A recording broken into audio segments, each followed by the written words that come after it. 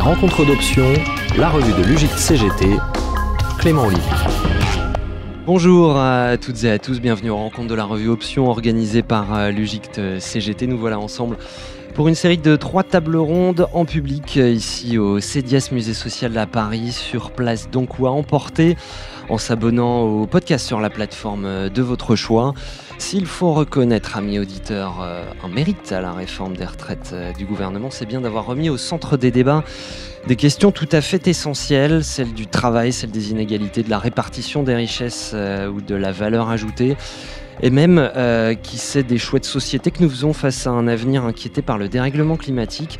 C'est ainsi qu'avec À propos, Options consacre son dernier numéro à la réduction du temps de travail. Avec ce titre, Travailler moins, un scénario d'avenir. Alors, comment fait-on ? Dans quel but s'agit-il de vivre mieux ? De produire mieux ? Moins peut-être ? On va commencer tout d'abord en s'interrogeant sur l'équilibre entre vie professionnelle et personnelle avec nos 5 invités de ce premier épisode. Bonjour Thomas de Rognecourt. Bonjour Clément. Membre du bureau national de l'UGICT CGT et de la commission exécutive confédérale de la CGT. À vos côtés, Gaël Bourron, bonjour. Bonjour. Du service études de l'APEC, l'association pour l'emploi des cadres. Également avec nous, Maryse Dumas, bonjour. Bonjour. Pour une perspective historique, puisque vous êtes membre de l'IHS, l'Institut d'histoire sociale de la CGT, où vous venez de publier À la conquête du temps libre, coédité par l'Arbre Bleu. On a également le plaisir d'être avec une ergonome. Bonjour Corinne Godard. Bonjour. Directrice de recherche au CNRS, vous avez notamment co-signé avec Serge Volkoff Le travail pressé pour une écologie des temps de travail. C'était à la rentrée dernière aux éditions des Petits Matins. Et enfin Pierre Ferracci, bonjour. Bonjour. Président du groupe Alpha, qui fait notamment du conseil auprès des représentants du personnel. Merci beaucoup à vous 5 d'être sur ce plateau. Commençons peut-être par dresser une forme de constat. Thomas de Rognecourt, qu'est-ce qui ne va pas exactement ? Je lis dans le précédent document d'orientation de l'UGICT de 2021 la phrase suivante: l'idéologie patronale tente de réduire la vie à la vie au travail. Réussir sa vie professionnelle, ce serait réussir sa vie. En tout cas, ce qui est sûr, c'est qu'il y a une tension à l'heure actuelle qui est extrêmement forte et qui est constante, assez stable, et qu'on a eu l'occasion de mesurer à plusieurs reprises, à l'occasion de la parution du baromètre annuel maintenant de l'UGICT, qui est fait avec Via Voice et Secafi maintenant, sur le fait que l'équilibre entre la vie personnelle et la vie professionnelle est une des préoccupations principales des cadres, à hauteur de 71%. Et donc, on a vraiment là affaire à une demande extrêmement forte et qui va au-delà des aspirations. Et c'est là-dessus que l'UGICT essaie de porter depuis plusieurs années une analyse sur la réalité du travail, et notamment celle de sa dégradation. On voit en effet que, d'après nos données, presque la moitié des cadres travaillent au-delà de 45 heures. On en a 20% qui travaillent au-dessus de 50 heures, avec tous les risques pour la santé que ça peut représenter. Et on a donc un grand débordement, un grand discount du travail gratuit, puisqu'on peut estimer aujourd'hui que des cadres et des techniciens et professions intermédiaires livrent 20% chaque semaine de travail gratuit au patronat. Donc on a une vraie difficulté qui est ressentie de façon d'autant plus délicate que les conditions d'exercice professionnel se durcissent également. On voit bien les risques psychosociaux qui sont en forte augmentation. Dans le numéro d'options qui est à disposition, on a vu qu'entre 2008 et 2020, on est passé de 25% de personnel qui sont exposés à des risques psychosociaux jusqu'à 45% maintenant. Donc on a une vraie dégradation de la situation au travail, et qui est probablement en lien avec le développement d'un management pathogène et toutes les techniques managériales issues du capital qu'on voit se répandre dans l'ensemble du salariat. J'ai pour habitude de dire que le management agile a pour effet d'écarteler le travail, et on est probablement un peu dans cette situation-là. Tout ça a pour effet de conduire un bon nombre de salariés dans une impasse, qui est de se dire, nous, on a un besoin de conduire notre vie personnelle, on n'a pas envie que notre travail occupe l'ensemble de notre vie, et on se trouve dans une impasse, devoir faire des arbitrages, en particulier pour les femmes, qui sont amenées parfois à subir un temps partiel pour pouvoir dégager suffisamment de temps et réaliser toutes les tâches qui malheureusement ne sont pas très équilibrées. Alors l'UGICT a conscience depuis très longtemps de cette situation, c'est la campagne vie de maire qui a été conduite dès 2016 sur ce sujet, mais force est de constater qu'on est encore très loin d'avoir un résultat abouti sur ce sujet. Un cadre doit aimer son travail soir et week-end compris, c'était cette campagne-là, ouais. Tout à fait. Alors ça, c'est une campagne encore antérieure qui doit dater de 2014, mais qui montrait effectivement que pour les cadres, il y a aussi cette dimension spécifique d'une sorte de pression, c'est-à-dire ça fait partie du statut cadre, hein, d'une certaine manière, en tout cas c'est ce que le patronat laisse entendre, que de se dire un cadre, il est autonome, il est responsable et il n'a pas de limite dans son travail. Et donc il est d'une certaine manière corvéable à merci, et c'est cette dimension-là qu'on a souhaité dénoncer. Il y a quelque chose de paradoxal également avec un sentiment qui se développe d'être tout simplement empêché de bien travailler, Thomas de Rognecourt. Ça, tout à fait. Hein. Les derniers échanges qu'on a avec nos différentes organisations montrent que, au-delà de la difficulté qui est ressentie au travail, on a une véritable souffrance avec des professionnels qui ne savent plus comment s'en sortir, comment gérer ces deux dimensions, et des débordements qui sont constants sur la vie personnelle. On aura probablement l'occasion d'y revenir, mais les outils numériques, par exemple, ont eu pour effet de transférer, de poursuivre le lien de subordination, y compris à domicile, et donc de faire en sorte que cette distinction qui doit être fixe entre la vie au travail et la vie personnelle a tendance à devenir de plus en plus floue. Gaël Bourron, vous qui observez les cadres et leur rapport au travail, puisque l'APEC, il faut le rappeler, est un organisme paritaire. Dans vos données issues de vos études, je note par exemple le chiffre suivant: plus de la moitié des cadres disent avoir du mal à décrocher de leur travail le soir et le week-end. Votre réaction par ailleurs à cet état des lieux dressé par Thomas de Rognecourt? Il y a une première chose qu'on doit peut-être dire quand il s'agit des cadres, c'est que les cadres aiment leur travail. C'est-à-dire qu'on peut parler, effectivement, on va en parler beaucoup de toutes les difficultés que les cadres rencontrent dans leur travail, mais une donnée structurelle, nous on fait des études sur les cadres depuis 50 ans. Ça fait 50 ans qu'on fait des dizaines d'enquêtes chaque année auprès des cadres. Quand on les interroge, dans des enquêtes quantitatives, dans des groupes qualitatifs, c'est une donnée fondamentale. C'est-à-dire que 90% des cadres, et c'est une donnée qui ne bouge pas dans le temps, sont satisfaits de leur situation professionnelle. C'est une satisfaction qui est relative, il n'y en a que 25% qui sont très satisfaits, mais c'est une satisfaction quand même. Et on a fait beaucoup de travaux autour de la relation des cadres à leur entreprise, et on voit que les cadres sont globalement très investis et très attachés à leur entreprise. On leur a par exemple demandé de se positionner sur une échelle de 1 à 10, 1 étant une relation purement contractuelle et 10 étant une relation affective à l'entreprise. Et on voit bien qu'il y en a une partie très importante, ça penche plutôt vers le 10. On est sur quelque chose de très attaché à son entreprise, très affect. On est dans l'affect aussi par rapport à son entreprise. Et c'est une donnée de base. Et si on oublie de parler de ça, je pense qu'on oublie ensuite de comprendre. On va avoir un défaut de compréhension des autres données qui viennent d'être présentées. Parce que en fait, ça explique le paradoxe. Ça explique le paradoxe, c'est-à-dire qu'il y a un investissement, mais la frontière elle est assez ténue entre l'investissement et le surinvestissement. Et on voit là où toute cette difficulté est là. On est sur une population qui est effectivement dans une autonomie assez grande, qui est satisfaite et qui attend beaucoup d'autonomie. D'ailleurs, c'est une question qui traverse quand même depuis le début la catégorie cadre, mais qui est encore une question très actuelle, parce que c'est une demande extrêmement forte d'autonomie, elle est parfois empêchée, et c'est aussi une attente forte de la part des cadres de conserver cette autonomie. Mais c'est surtout cette frontière entre l'investissement réel des cadres et l'attachement des cadres à leur entreprise, elle s'accompagne d'un surinvestissement avec des chiffres là qu'on a effectivement dans nos études sur ces questions-là qui peuvent être inquiétants, hein, notamment on a plus de la moitié des cadres qui ont la sensation d'avoir une charge de travail insupportable, plus de la moitié qui ont un sentiment d'épuisement professionnel, il y a même 20% des cadres qui nous indiquent avoir déjà pris un congé ou un arrêt de travail en raison d'un sentiment d'épuisement professionnel. Donc on a des chiffres qui sont assez forts. Un autre élément que je voulais rajouter, c'est que ce sentiment d'épuisement, ce sentiment de surinvestissement, il est particulièrement marqué chez les cadres managers. C'est une question dont on parle peut-être pas souvent, mais qui est là aussi au cœur, je pense, des débats, parce que parmi les cadres, on a population cadre aujourd'hui, il y a 45% des cadres qui sont managers. Et sur ces questions de charge de travail insupportable, sur ces questions d'épuisement professionnel, sur la question du stress, les résultats sont frappants. Il y a des écarts très très forts entre cadres managers et cadres non managers. Et ça pose un certain nombre de questions, puisque ces cadres managers, ce sont eux qui vont aussi être garants dans l'entreprise d'assurer une forme de qualité de vie au travail, de s'assurer que le travail est supportable pour leurs subordonnés cadres ou non cadres. Et donc, s'ils sont eux-mêmes dans une situation de surinvestissement et d'épuisement, ça pose des questions importantes sur l'organisation du travail dans les entreprises. On aura l'occasion d'y revenir. Corinne Godard, il se trouve que votre co-auteur Serge Volkoff donne une interview dans ce dernier numéro d'Options autour duquel on se réunit aujourd'hui, et en l'occurrence interview autour de votre livre commun, Le travail pressé. Il y est notamment question de votre concept de modèle de la hâte. Est-ce que ce concept permet de comprendre ce que viennent de nous dire Thomas de Rognecourt et Gaël Bourron? C'est-à-dire que la question, elle est à la fois quantitative mais aussi qualitative, et c'est pour ça qu'on vous a invité.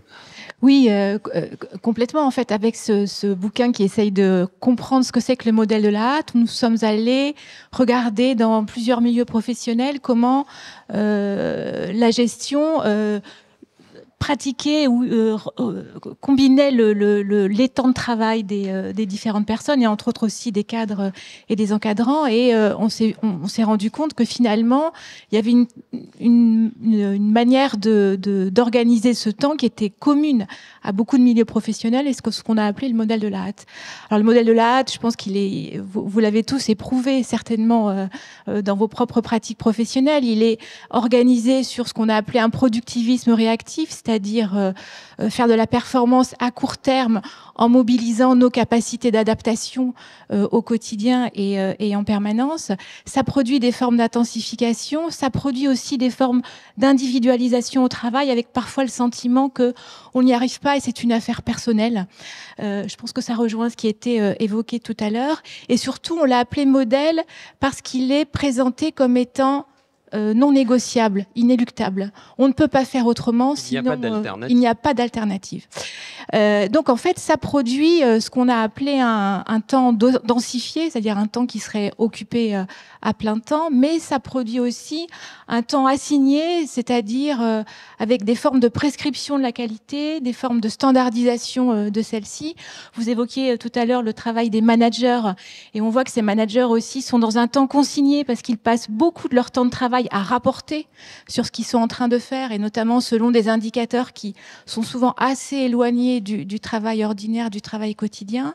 C'est un temps débordé, ça a été aussi signalé avec Alors, le débordement du temps, c'est à la fois des horaires extensifs, mais c'est aussi une demande de disponibilité temporelle à n'importe quel moment, y compris le week-end et le soir. Oui, par exemple, oui.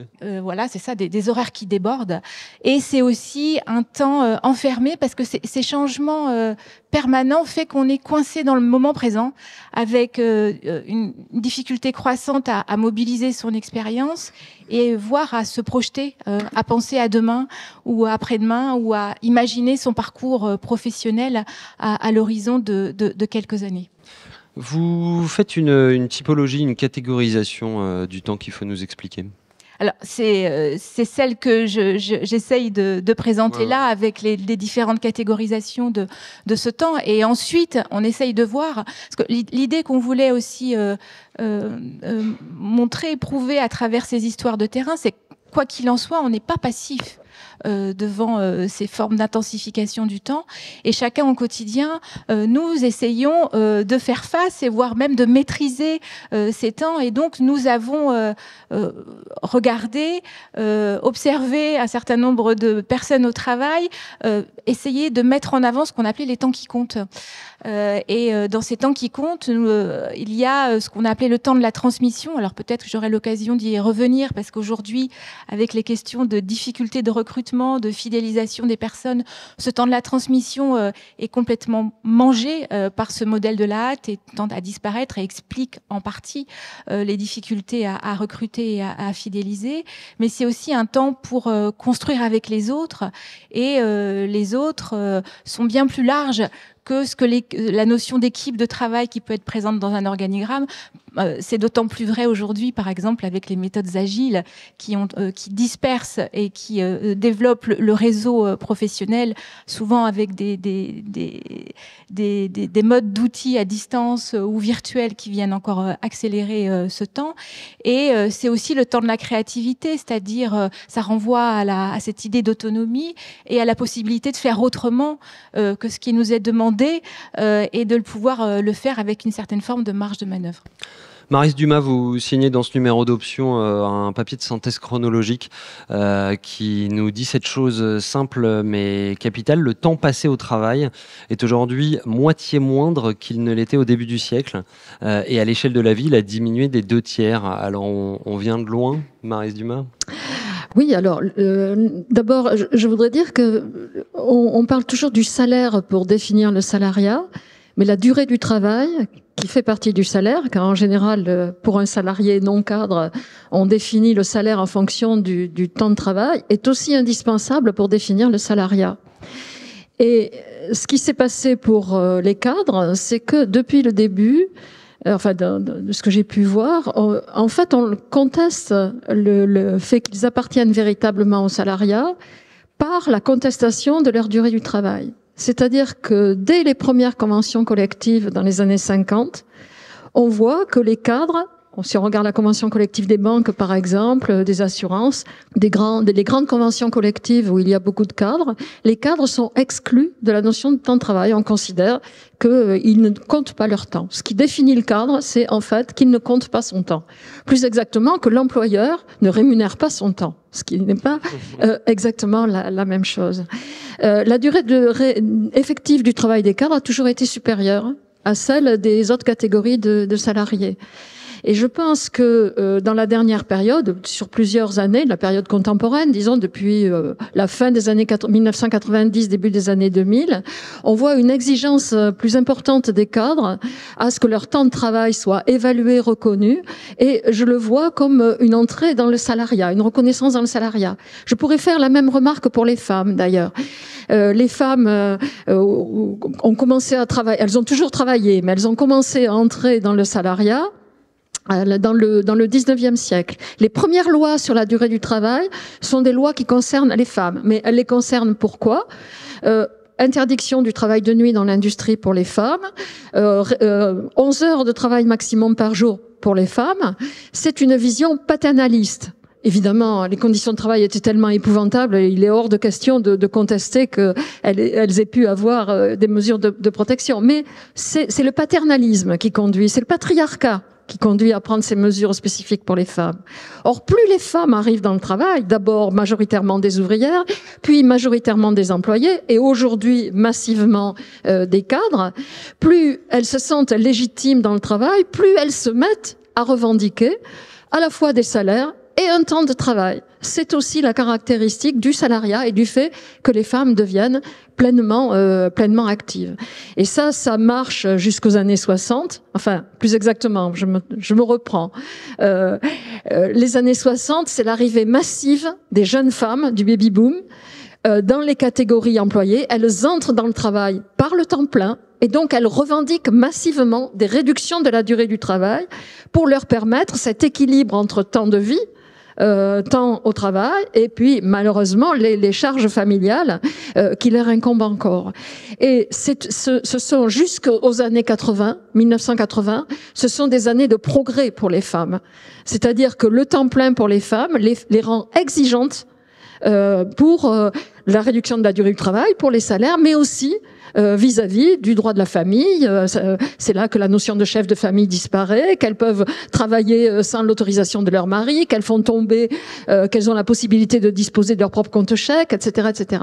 Et puis arrivent les années 80, ouais. Et alors les années 80-90, 1980-1990, on me dit toujours qu'il faut que je rappelle les siècles parce qu'en histoire, bon. Eh bien, arrive le temps partiel. C'est quoi le temps partiel ?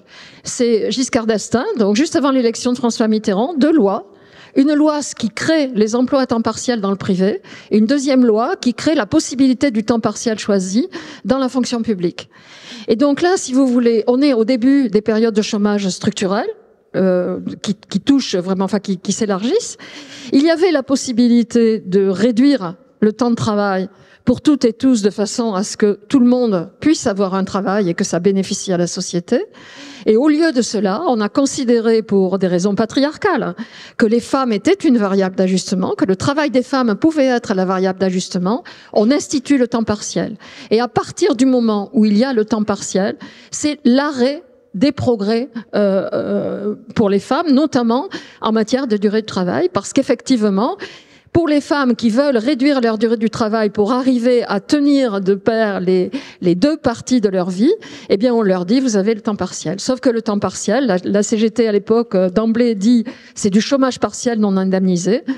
On en voit les conséquences encore aujourd'hui, y compris dans le domaine des retraites. Et pour accorder les wagons avec la façon dont on a posé la question, c'est-à-dire l'équilibre entre la vie personnelle et la vie professionnelle, votre vision de ça, équilibre plutôt que conciliation? Oui, absolument. Le terme qui a toujours été employé pour promouvoir le temps partiel, je précise que le temps partiel, c'est 80% de femmes. Hein. Les salariés à temps partiel, ce sont 80% des femmes. C'est vraiment une mesure qui rend leur travail à elles variable. Et le terme de conciliation est celui qui a toujours été employé par les promoteurs du temps partiel pour les femmes. Je vous fais remarquer qu'on ne parle jamais de nécessité de conciliation pour les hommes. Et donc, moi, je préfère la formule, et de loin la formule qui est employée pour les journées d'aujourd'hui, c'est-à-dire la question d'équilibre. Parce qu'effectivement, il faut en permanence trouver un équilibre. Je pense que le travail salarié des femmes, il est, depuis le début d'ailleurs, y compris dans la CGT du 19e siècle, le travail des femmes est contesté.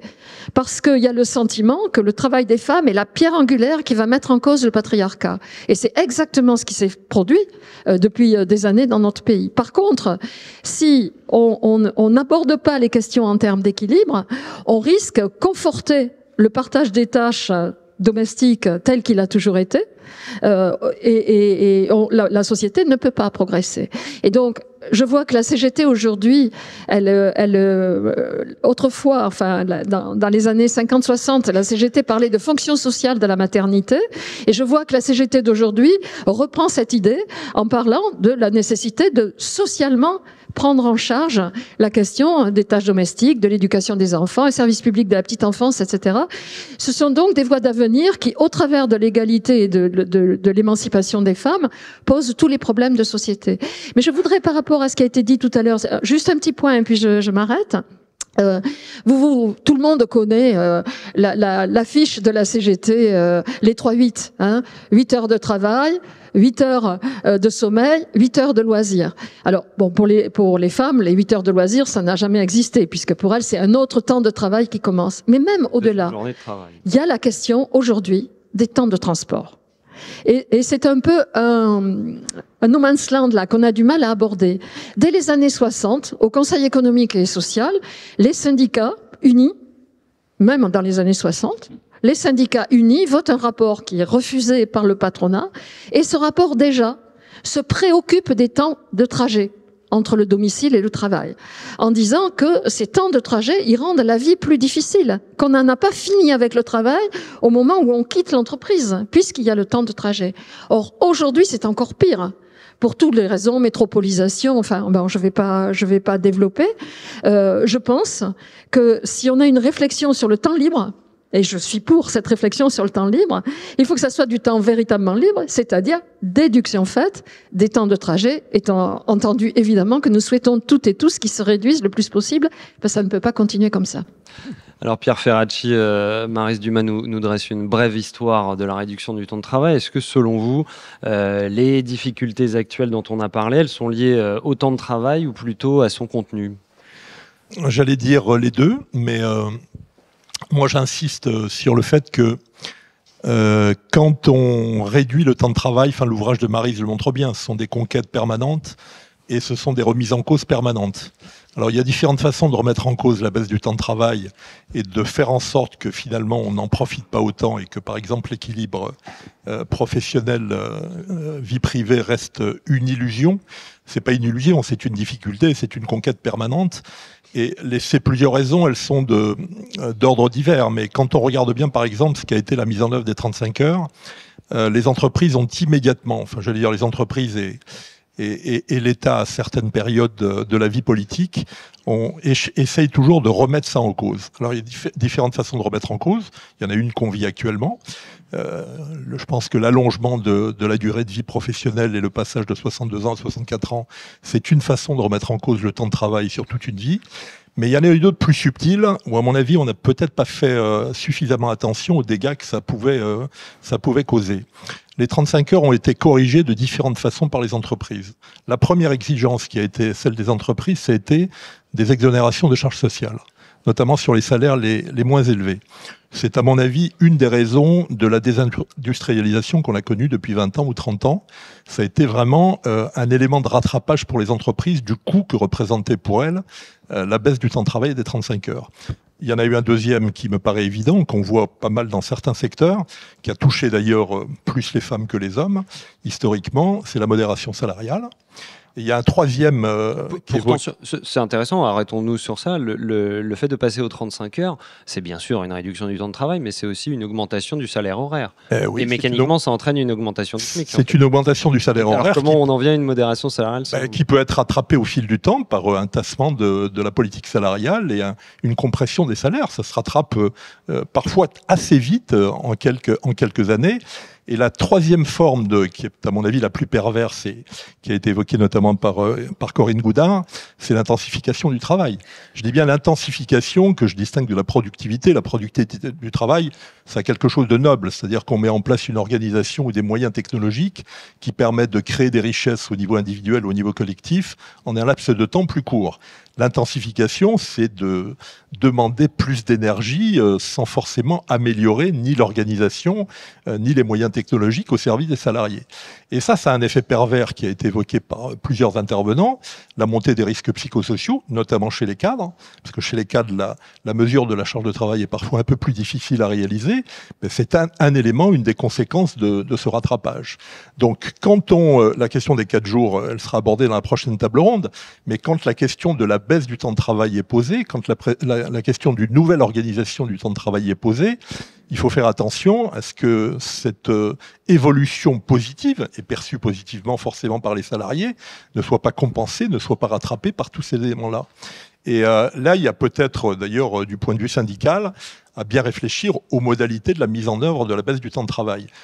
Ça renvoie d'ailleurs tout simplement aux questions qui sont aussi d'actualité aujourd'hui. Il y a un rapport au travail qui a changé, il y a les questions de partage de la valeur aussi qui sont posées. Et dans le partage de la valeur, il faut trouver cet équilibre-là et ne pas se voir contester la baisse du temps de travail par cette modération salariale ou par cette intensification du travail et donc par la montée.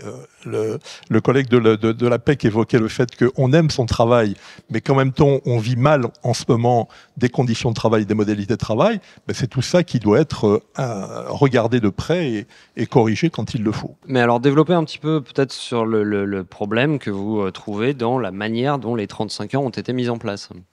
Les 35 heures ont été mises en place d'abord de façon... et tant mieux d'ailleurs, ça a été une initiative politique portée forcément par les syndicats, mais de façon extrêmement brutale. Et à partir de là, effectivement, les enjeux d'organisation du travail et les enjeux de conséquences salariales n'ont pas toujours été analysés de façon très fine dans certains secteurs. Ça dépend aussi du rapport de force que vous avez dans les entreprises. Là où les syndicats sont présents, mais bien évidemment, cet équilibre-là est trouvé plus facilement. Là où les syndicats sont moins présents, cette modération salariale, elle a été à l'œuvre, notamment dans des secteurs où effectivement il y a cette déshérence syndicale. Donc je pense que ces questions-là, cette question d'équilibre, doit être portée fortement au moment où cette contestation de la baisse du temps de travail, soit sur toute une vie, soit hebdomadairement, soit quotidiennement, est encore un facteur d'actualité.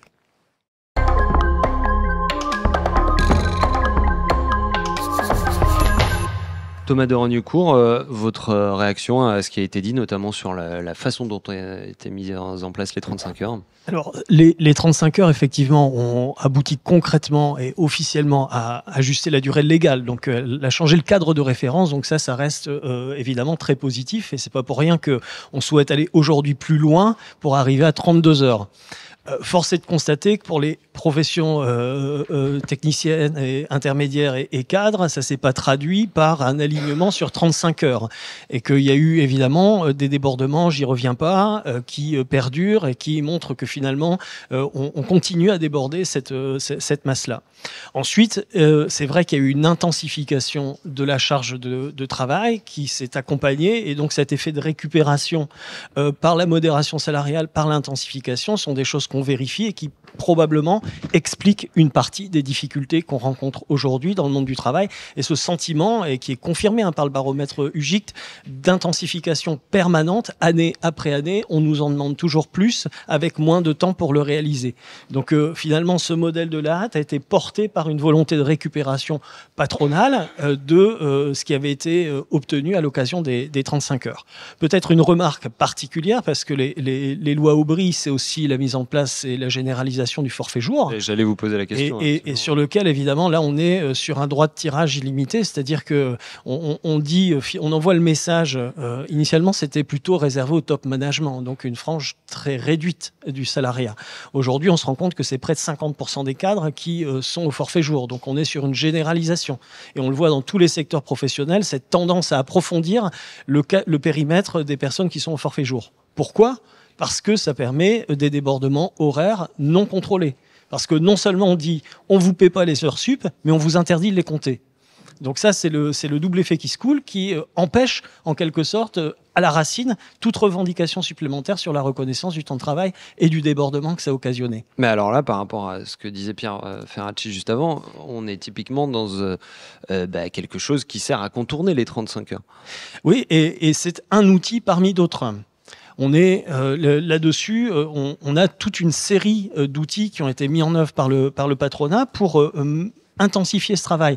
Moi, j'y vois par exemple la dérive sur le management par objectif, qui a en fait pour effet de dire on ne s'intéresse plus à ton temps de travail, on ne s'intéresse plus à la corrélation du temps de travail avec la charge de travail. On te dit, tu as un objectif, tu as tel ouvrage, tel dossier à rendre pour telle date, peu importe le temps que tu y mets, ça c'est ton problème. Donc il y a une déresponsabilisation du patronat et un rejet à un moment donné de la charge de travail vers le salarié. L'enjeu de l'intensification du temps de travail, d'ailleurs c'est bien reflété dans l'ouvrage de Corinne Goudard et de Serge Volkov, c'est pour ça que l'enjeu de la semaine de 4 jours, il est quand même assez décisif. Soit on développe une revendication, j'ai entendu d'ailleurs Sophie Binet porter les deux revendications en même temps, de passage à 4 jours, mais de passage aussi à 32 heures. Soit si on comprime le même temps de travail sur 4 jours au lieu de 5, ça attirera certains salariés, c'est évident, parce qu'un jour de congé supplémentaire, c'est aussi une organisation différente de la vie privée, de la vie professionnelle. Mais il faut faire attention, parce que comprimer le même temps de travail sur 4 jours au lieu de 5, ça peut donner lieu à un surcroît d'intensification qu'on vient d'évoquer. Donc ce passage-là qui est mis en avant par certains politiques comme si c'était la panacée, il peut être aussi source de quelques désillusions si on l'accompagne pas d'un surcroît de baisse du temps de travail. Gaël Bourron. Oui, sur le forfait jour, il faut quand même rappeler que ça s'est accompagné pour les cadres de la mise en place de jours de RTT, qui sont aujourd'hui largement appréciés par les cadres et qui deviennent un critère aussi de choix dans une entreprise, quand les cadres recherchent un emploi aujourd'hui. La question des conditions de travail qui sont proposées par l'entreprise devient un critère de plus en plus important. On le voit nous dans nos enquêtes, quand les cadres recherchent un emploi. Les deux critères qui restent toujours en tête, c'est les possibilités d'évolution professionnelle que vont permettre cet emploi et la rémunération, qui reste au cœur de aussi l'identité cadre, mais les conditions de travail ont gagné de l'importance ces dernières années comme les critères de choix d'un emploi. Et dans les conditions de travail, les cadres regardent le nombre de jours de RTT qui sont proposés, les jours de télétravail qui sont aussi une manière de desserrer la pression sur la concurrence des temps de vie. On parlait des temps de transport tout à l'heure. C'est une manière, évidemment, de réduire les temps de transport, même si on voit bien que, dans les faits, ça s'accompagne à la fois d'une augmentation du temps de travail, parce que le temps de transport, le temps qui permet disponible via l'arrêt du transport quand on travaille chez soi, il se transforme souvent par plus de travail, mais aussi un peu plus de temps disponible pour s'occuper de sa famille ou ses loisirs. Mais nous, ce qu'on a vu dans nos études, c'est que plutôt que on a beaucoup parlé finalement de concurrence des temps de vie plutôt que d'équilibre. On est dans une logique de concurrence parce que les cadres se retrouvent dans une situation où, parce qu'il y a les RTT, parce que il y a l'intensification du travail, parce que on est dans une situation où le temps est extrêmement tendu dans les journées de travail des cadres. On est dans une logique de concurrence avec les autres temps de vie. Il y a 6 cadres sur 10 qui nous disent aujourd'hui que ils font parfois passer leur vie personnelle avant leur vie professionnelle avant leur vie personnelle, avec des conséquences assez importantes, notamment chez les femmes, dont plus de la moitié nous disent que à cause de leur travail, elles ont dû renoncer à prendre des rendez-vous médicaux, par exemple. Donc ça peut avoir des conséquences assez importantes. Une concurrence, c'est pas un équilibre, pour reprendre les termes. Voilà. Donc on est sur cette situation de concurrence des temps de vie qui s'exprime très fortement chez les cadres, mais qui est liée aussi au fait que ce temps est de plus en plus réduit parce que avec les réductions, avec les jours de RTT, avec les jours de télétravail, on se trouve dans des situations où quand on est au bureau, on n'est pas au bureau tous les jours et on se retrouve du coup à avoir géré plus de choses que ce qu'on pouvait gérer sur une semaine entière, puisque le temps au bureau est concentré sur quelques jours. Et d'un côté, on apprécie le temps en télétravail qui permet de travailler plus au calme, qui permet d'éviter les temps de transport, mais de l'autre côté, ça intensifie encore davantage les jours où on se retrouve au bureau, parce que c'est là qu'on va concentrer toutes les réunions, tous les comités de direction, les comités exécutifs, les groupes projets qui vont se concentrer sur quelques jours dans la semaine. D'où, effectivement, je rejoins tout à fait cette question de si c'est pour réduire la semaine, si c'est pour passer à la semaine de 4 jours sans réduction de temps de travail, l'intensification va être considérable. D'autant plus que on est aujourd'hui sur plus de la moitié des cas qui nous disent travailler parfois le soir ou le week-end. Donc ça veut dire que le temps libéré, le jour libéré, il se passera en partie à travailler. Donc et ça pose aussi d'autres questions quand on parle de concurrence des temps de vie. On voit dans nos enquêtes aussi, on n'en a pas encore parlé, mais la question de la parentalité en entreprise est extrêmement importante. Touche encore aujourd'hui, malheureusement, c'est une question qui touche davantage les femmes, puisque il y a eu de ce point de vue très peu de progrès. En 40 ans, vous avez fait, Maryse Dumas, un bref historique, mais on pourrait faire aussi cette histoire-là, puisque quand on regarde les enquêtes de l'INSEE sur la distribution du temps domestique, on voit qu'il y a très très peu d'évolution entre les hommes et les femmes. Et c'est vrai que cette question de la semaine de 4 jours pour des parents dans les entreprises, ça pose des questions très très aiguës, puisque si on allonge la durée de travail, qu'est-ce que ça signifie pour emmener les enfants à l'école ou à leurs activités le matin, pour aller les récupérer le soir, pour passer du temps avec ses enfants dans la semaine. Donc toutes ces questions-là doivent être posées et observées, analysées avec attention, avec des enquêtes de terrain pour bien comprendre tous les effets. On a parlé des 35 heures, avec les effets pervers que cela pouvait avoir parfois dans les conditions de travail, l'organisation du travail dans les entreprises, sur cette question de cette réduction du temps de travail ou du passage à la semaine de 4 jours. Ces questions doivent être posées et analysées avec attention. Corinne Godard, déjà je vous laisse réagir, et puis vous parliez des temps qui comptent et notamment de celui de la transmission. Je voudrais vous entendre là-dessus. Oui, alors beaucoup de choses sur lesquelles je pourrais réagir, mais je vais complètement dans le sens de mes camarades à cette table ronde. C'est-à-dire que le risque serait de négocier le temps de travail sans s'intéresser à son contenu, avec peut-être l'idée que nous allons réduire ce temps qui n'est pas libre pour pouvoir avoir un temps libre plus important, mais effectivement, on risque de le faire au détriment des contenus.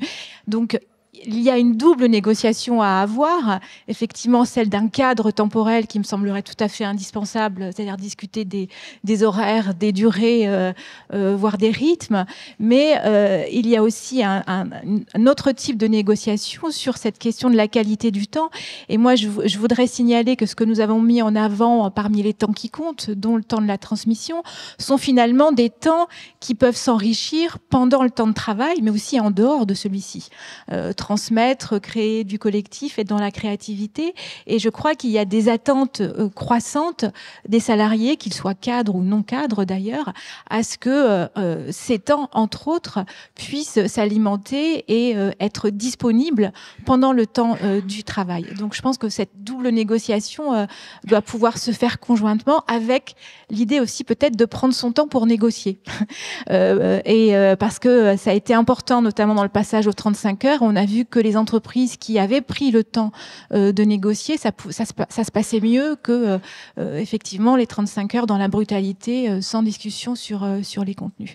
Alors le temps de la transmission, peut-être en 2 mots, oui, parce que le productivisme réactif fait que le temps alors je parle du temps de la transmission, celui au quotidien, pas forcément dans une formation en salle, hein, en situation réelle de travail, dans les côtoiements d'une diversité d'expériences, d'anciens, de nouveaux, de jeunes et de moins jeunes, on se rend compte que c'est un temps essentiel, mais qui ne rentre pas forcément dans les indicateurs et qui n'est pas forcément performant dans l'immédiateté. Et donc, il coïncide mal avec cette idée du modèle de la hâte et du productivisme réactif. Donc, c'est un temps qui est souvent volé. On essaye de se débrouiller entre collègues pour pouvoir dégager un peu de temps. Et c'est du temps qui n'est pas reconnu et qui n'est pas considéré comme un temps de travail, finalement. Alors que transmettre et apprendre, c'est travailler. Et on se rend compte que c'est un temps essentiel du point de vue de la prévention de la santé, du point de vue de la fidélisation au long cours des personnes qu'on est susceptible de recruter. Et c'est aussi un temps qui est tout à fait valorisant pour les tuteurs ou les tutrices qui sont un peu plus anciens, parfois un peu plus âgés, mais c'est pas toujours le cas, parce que quand les tuteurs peuvent faire ce boulot de transmission, alors ils ont le sentiment que leurs compétences sont mieux reconnues par l'entourage et ils considèrent eux-mêmes que ce sont des occasions d'apprendre autant d'éléments importants pour s'imaginer tenir jusqu'à l'âge de la retraite, d'autant plus quand cet âge a tendance à s'éloigner. Marius Dumas, une réponse, et puis est-ce que ça veut dire qu'il y a un enjeu pour le syndicalisme qui est de définir ce qu'est un temps véritablement libre ? Oui, tout à fait. Je voulais réagir aussi à la notion de double négociation que je partage, mais je voudrais dire il y en a même une triple, c'est celle du salaire. Parce que moins on compte la durée du travail, moins on sait quelle est la rémunération du salaire horaire. Et on peut considérer une échelle des salaires mensuels ou annuels, comme on le dit maintenant, sauf que pour les cadres, lorsqu'on ramène le temps de travail réel vis-à-vis de leur rémunération, on s'aperçoit que l'échelle des salaires en termes de salaire horaire est beaucoup plus réduite. Donc, encore une fois, la durée du travail, elle est au centre de l'enjeu du rapport entre salarié et employeur et du paiement de la force de travail. Et le salaire horaire doit faire partie de la réflexion. Et la deuxième réflexion, oui, consacrer du temps à la négociation, absolument. Mais donc, pour consacrer du temps à la négociation, il faut consacrer du temps à la revendication. L'observation qu'on peut faire sur l'histoire de la réduction de la durée du travail, c'est qu'il a fallu des années pour toutes les réductions qui ont été obtenues. Il a fallu des années entre le moment où la CGT ou le syndicalisme plus généralement élabore une revendication, la légitime, la fait partager par les salariés, leur montre pourquoi elle est importante pour eux mais aussi pour la société, et le moment où cette revendication commence à connaître un début de réponse. Donc je pense que la réflexion que nous avons là autour des questions de temps libre, d'intensité du travail, etc., elle doit donner lieu syndicalement à la définition au moins d'axes revendicatifs qui vont devoir être nourris par des campagnes, par des batailles qui vont au bout d'un moment la rendre incontournable dans les conflits. On y travaille au conflit, mais on ne sait jamais quand est-ce qu'il se déclenche réellement, mais qu'au moins cela a été préparé. L'autre aspect que je voulais donner, c'est sur le rapport entre organisation du temps de travail et de la vie. L'observation qu'on peut faire aussi en matière historique, c'est que les femmes, je le disais tout à l'heure, ont toujours plus revendiqué la réduction de la durée du travail que les hommes étant plus sensibles aux revendications de salaire. Mais il y a aussi une forme d'organisation du travail. C'est-à-dire les femmes revendiquent davantage du temps libre cumulé, c'est-à-dire des journées de repos ou des demi-journées de repos, alors que les hommes sont plus attachés à des réductions quotidiennes du travail. Alors là, je n'ai pas les éléments, c'est la situation d'aujourd'hui. Ce que je vous dis, c'est historique.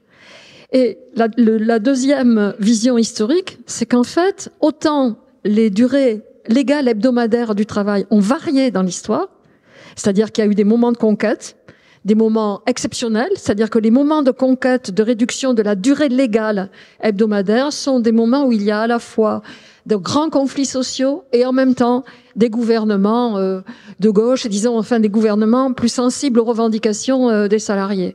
Mais aussitôt derrière, il y a le reflux. Et dès que les forces de droite, les forces du capital reviennent au pouvoir, il y a la volonté de remise en cause. Par contre, ce qui n'a jamais été remis en cause, c'est les congés payés.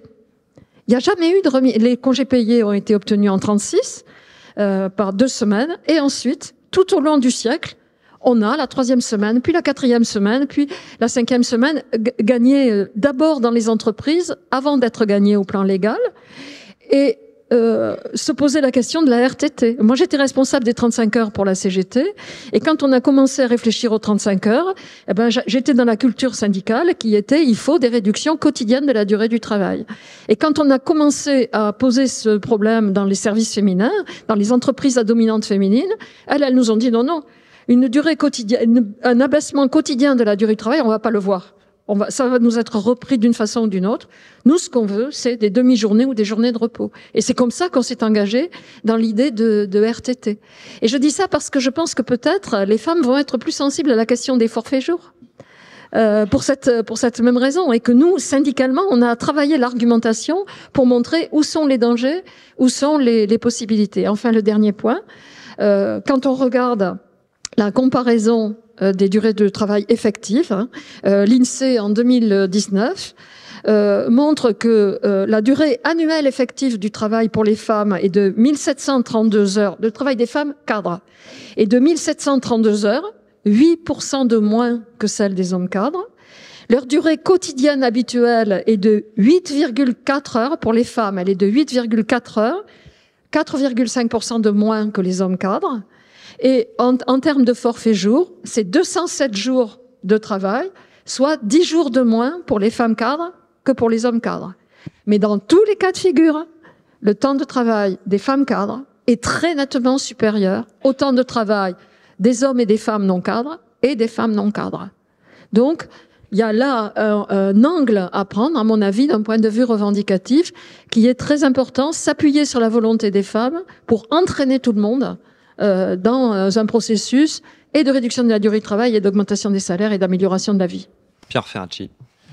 Les femmes sont plus efficaces que les hommes, c'est ce que dit Maryse, chez les cadres. Non, je plaisante. Ce que je voudrais dire, c'est qu'il y a plein d'injonctions contradictoires et de paradoxes. Le télétravail, ça facilite effectivement la réduction des temps de transport, par exemple, et en même temps, ça coupe aussi un petit peu de l'entreprise. Il y a des premières études qui commencent à sortir sur l'impact du télétravail sur la productivité qui vont être assez intéressantes. C'est pas forcément facile à mesurer. Le développement du temps libre, qui est un objectif, un acquis social et une revendication permanente, il se heurte parfois au fait que pour bénéficier du temps libre, il faut avoir un pouvoir d'achat aussi qui progresse. Le fait que les femmes préfèrent plutôt raisonner en jour et du coup, sur le forfait jour, ne soient pas aussi agressives en termes de revendications qu'on pourrait le penser, ça s'explique aussi par le fait que dans la vie domestique, enfin Maryse l'a dit, le partage entre hommes et femmes n'est toujours pas idéal. Et que le fait de libérer du temps de demi-journée ou de journée, ça leur permet de maîtriser un peu mieux la vie domestique. Là, il y a des enjeux effectivement de partage de la vie domestique qui sont posés aussi dans la société, qui sont pas tout à fait traités. Moi, ce sur quoi je voudrais insister, c'est que les objectifs revendicatifs des syndicats dans la période qui vient vont pas être si simples que ça à porter. L'enjeu du temps de travail, il est essentiel. Moi, je pense que l'enjeu du contenu du travail et de l'intensification du travail, il est aussi décisif. Et pour les cadres, la mesure de cette charge de travail est toujours pas parfaitement maîtrisée dans tous les secteurs.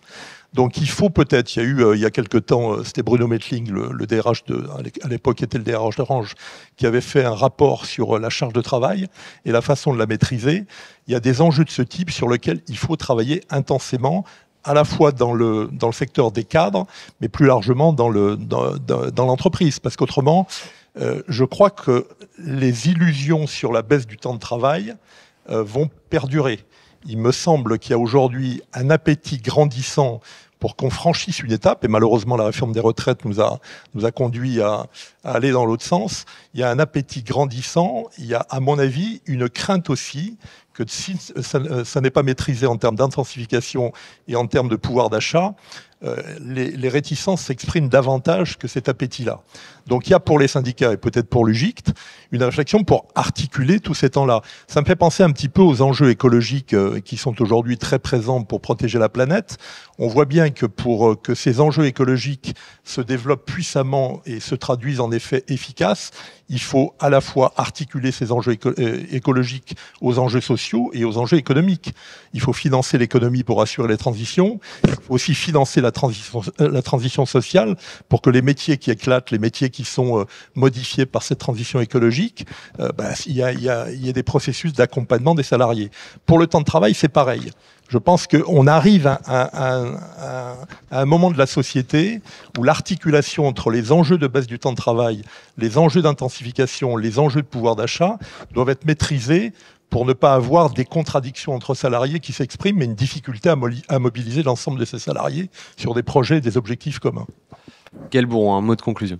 Oui, alors pour revenir à ce que nous disent les cadres quand on les interroge, et c'est en prolongement des contradictions qui viennent d'être énoncées, quand on leur demande qu'est-ce qui serait pour vous le plus efficace pour mieux concilier vie, c'est la question de la conciliation, mais on peut parler de l'équilibre, pour mieux équilibrer vie personnelle et vie professionnelle, il y a deux choses qui arrivent très très nettement en tête quand on les interroge, c'est réduction du temps de travail, mais aussi une plus grande souplesse dans l'organisation du travail. Donc on voit bien qu'on est aussi dans cette contradiction, parce que quand les cadres, on les interroge sur ces questions-là, ils disent aussi que ils voudraient pouvoir s'organiser un peu comme ils le veulent, pouvoir pourquoi pas retravailler le soir après être allé chercher les enfants. Ce genre de comportement est aussi des attentes que peuvent exprimer certains cadres, ce qui rend tout ça assez complexe en termes de négociation syndicale, évidemment, puisqu'on n'est pas que dans la réduction de l'horaire de travail pour cette catégorie, on est aussi dans une façon de pouvoir s'organiser soi-même autrement, avec des temps qui sont en dehors du temps de travail habituel, mais parce que ça va être un temps où on va pouvoir travailler plus au calme, retravailler sur un rapport ou sur un rendu. Et donc, c'est quelque chose qu'il faut... Cette contradiction, elle est inhérente quand on interroge les cadres entre la question de la réduction de l'horaire des horaires de travail et pas la seule attente des cadres en matière d'équilibre vie personnelle et vie professionnelle. Il y a la question du contenu du travail, mais aussi de l'organisation même des horaires de travail dans la journée et dans la semaine. Corinne Godard, un mot peut-être pour conclure sur ce que vous appelez l'écologie des temps de travail. Alors là, on parle d'écologie au sens premier, c'est-à-dire les interactions entre un organisme et son milieu. Bon, c'est difficile de conclure là-dessus, mais ouais, j'aime bien reprendre une idée qui est avancée par mes collègues historiens sur l'idée de temporaliser le temps. C'est-à-dire être en capacité d'avoir les moyens individuels et collectifs de produire un temps dans lequel on se retrouve. Moi, il me semble que c'est une base de discussion pour arriver à parler à la fois du cadre temporel et aussi la manière dont il est occupé. L'idée d'écologie des temps, on l'a reprise avec Serge Volkoff d'un sociologue qui s'appelle William Grossin et qui avançait cette idée d'écologie des temps en disant, en nous posant la question, comment les temps sociaux peuvent s'épauler les uns les autres plutôt qu'entrer en concurrence. Et donc c'est sur cette idée-là qu'il propose d'investiguer, entre autres, le temps de travail et la manière dont il est articulé avec ce fameux hors temps de travail. On voit bien déjà qu'il y a un problème de définition, puisque on définit le hors temps de travail parce qu'elle travaille, c'est-à-dire en négatif de ce que n'est pas le temps de travail.